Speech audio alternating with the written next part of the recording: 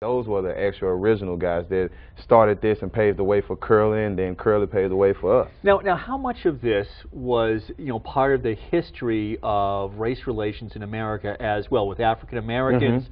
We certainly had the Negro Leagues in baseball. Right. I mean, was this sort of the same thing with the Harlem Globetrotters? Yes. Curly, always he comes out and still does promotions with us, and he tells me a lot of things that went on during his times where he couldn't go into restaurants, and they just played in front of some Caucasians, and then you couldn't come into the restaurant and eat. Yeah. But we do double headers, and a lot of people just think it's we're doing 2 games just for that day. That actually started back in the day because we had to play for a black crowd, and we had to play for a white crowd. So now they call it double headers, but everybody's together. But since that, the whole thing came, we brought a lot of people together, and a lot of people didn't know at the point that we would just integrate into our games, and that people just started having fun and laughing. Exactly. I think you're so right about that. I mean, sports, music, so many things that were able to bring so many different people together, and the Harlem Globetrotters is a big part of that, obviously. Well, a cool part of the history of the team here this morning.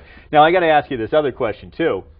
I don't know that many guys named Moo Moo. Where did that nickname come from? That came from my aunt. Never in a million years she thought she'd be named a Globetrotter when I was only a baby. My mom would drop me over to her house, give her like 4 or 5 bottles for me for that whole day until she picked me back up, and I'll drink those up within the first 45 minutes to an hour.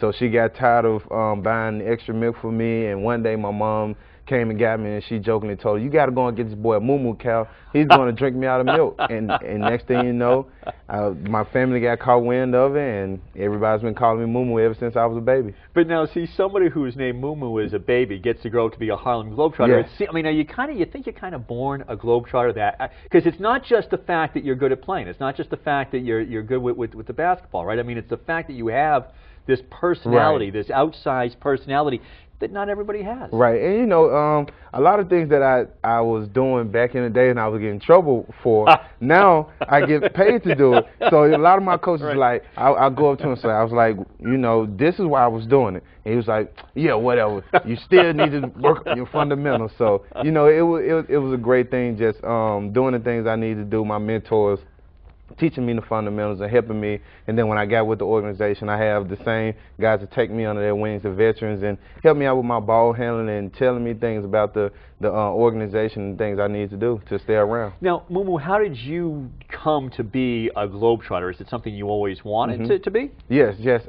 Once I got the chance, I went over different places and tried out for overseas teams and ABA and CBA, and it didn't work out, and I was getting frustrated. And then one of my ex-teammates and good friend of mine from Memphis, Tennessee, Kieran Shine, he seen me playing. He said, what are you doing? I was like, I'm just trying to, stay in shape, trying to do what I need to do until my next trial come up. And it was actually coming in 2 weeks.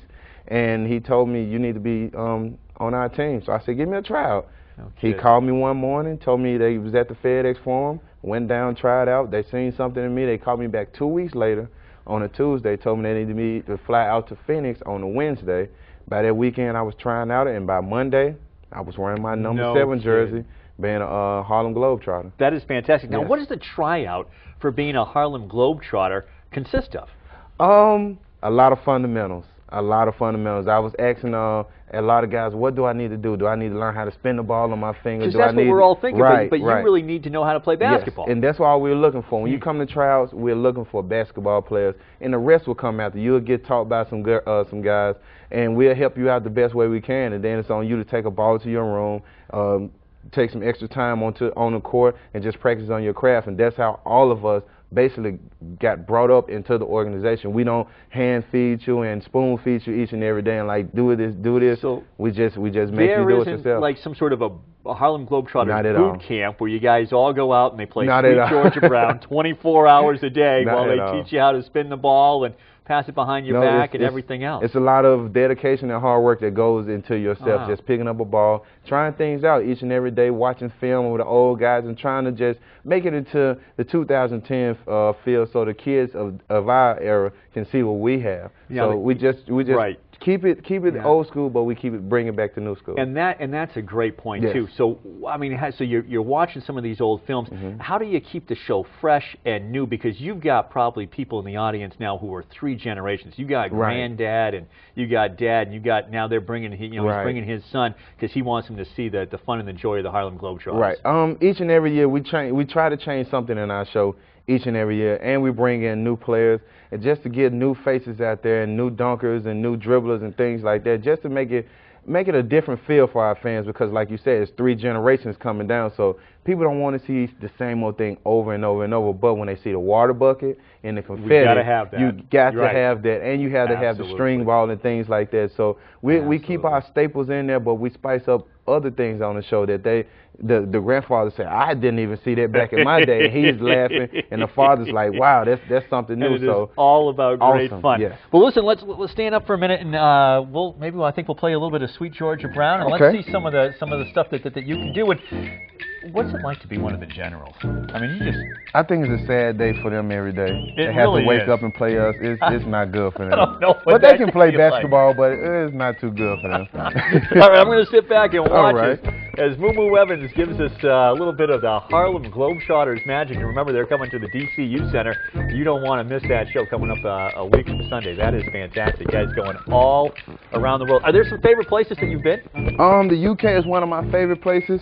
Always going back home and just showing my skills in front of my friends and families, and just always having fun. And Thailand was one of the greatest places I ever went. You guys really get to go all over the world. Yes, and it's a lot of fun going over there, and the reception over there from the people is just exciting, and we always have fun wherever we go.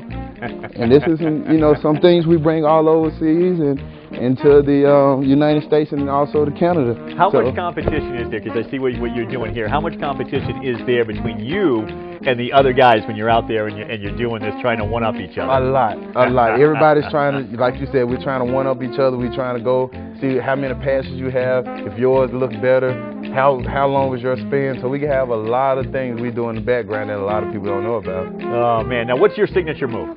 One of my signature moves is I spin it like this, and then I kind of take it, put it behind my back, switch fingers, and it's still spinning, just like that. Man, now, and you did this all on your own? Yes. I had to learn.